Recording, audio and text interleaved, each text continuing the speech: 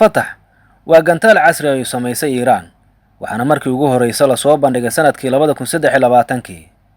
Dowladda Iiraan waxa ay sheegtay inuu yahay gantaal hypersonic ah oo xawaare aad u sarreeya leh, wax ka badan 5 jeer xawaaraha codkiisa. Gantaalka Fatax hypersonic waxa uu Israa'iil iyo Mareykanku ku noqday ilmo aragto ay waayeen halka uu marayo iyo bartilmaameedka uu ku wajahan yahay nidaamyada casriga ah ee Mareykanka iyo Israa'iil. Fatax hypersonic waxaa loogu talagalay inuu nasarcaadiyo nidaamyada difaaca iyo in lagu baabi'iyo bartilmaameed aad loo hubiyey wax ka yar dhowr sakan. waana gantaal casri ah oo soo saareen ciidamada IRGC oo kacaanka Iiraan ah si uu gaaro dhammaan wadamada bariga dhexe. Iiraan waxay sheegtay in gantaalka ay samaysay Fatax uu ka mid yahay hubka ugu xawaaraha badan ee ay leedahay, waana hypersonic missile xawaaraha guuxiisa ka dheereeya 13 ilaa 15 jeer, una dhiganta in saacaddii uu jari karo masaafo dhan 15,000 kiiloomitir.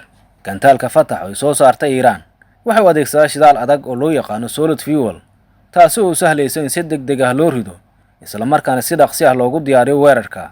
Gantaalka Fatax waxa uu qaadi karaa madax qaraxa oo loo yaqaan warhead, culeyskiisuna u dhaxeeya 300 ilaa 1 kiilogaram, taasi oo awood u siinaysa inuu geysto burbur xoogan marka uu gaaro bartilmaameedkiisa.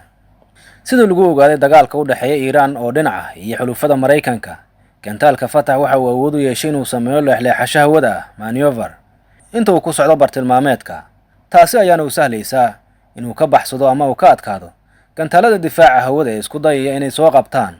Marka uu ku dhaco bartilmaameedka, qaraxiisu waxa uu si toos ah u burburin karaa goob u dhaxaysa qiyaastii 100 ilaa 300 mitir oo ku wareegsan halka uu ku dhacay. Gantaalka Fatax waxa uu ka kooban yahay 2 ilaa 3 lakab oo waaweyn, taasi oo ogolaanaysa inuu noqdo gantaal hypersonic ah oo qaadi kara madaxyo culus oo qaraxyo ah.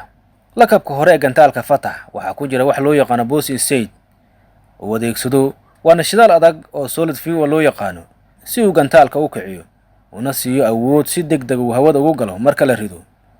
Lakabka dhexe ee gantaalka Fatax ayaa hagaajiya xawaaraha iyo jihada si uu gantaalku u gaaro masaafo dheer oo bartilmaameedka ah.